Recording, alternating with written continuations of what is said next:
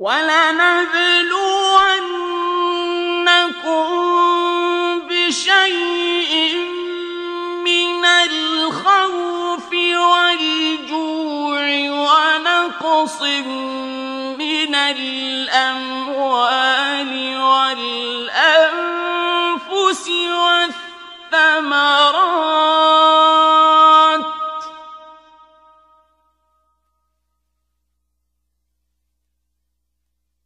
وَبَشِّرِ الصَّابِرِينَ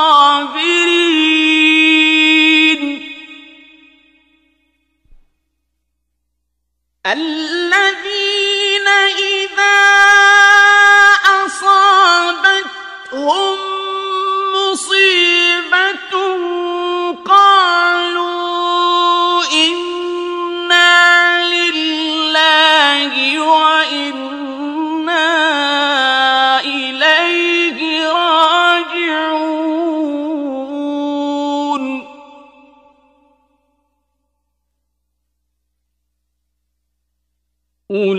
أولئك عليهم صلوات من ربهم ورحمة وأولئك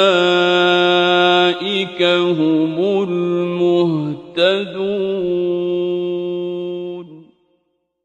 लेकिन तुमको शऊर नहीं, और हम किसी कदर खौफ और भूख और माल और जानों और मेवों के नुकसान से तुम्हारी आजमाइश करेंगे। और सब्र करने वालों को बिशारत सुना दो कि उन लोगों पर जब कोई मुसीबत वाक़ई होती है तो कहते हैं कि हम अल्लाह ही का माल हैं और उसी की तरफ लौट कर जाने वाले हैं। यही लोग हैं जिन पर इनके परवरदिगार की इनायतें हैं और खुसूसी रहमत भी है, और यही सीधे रस्ते पर है।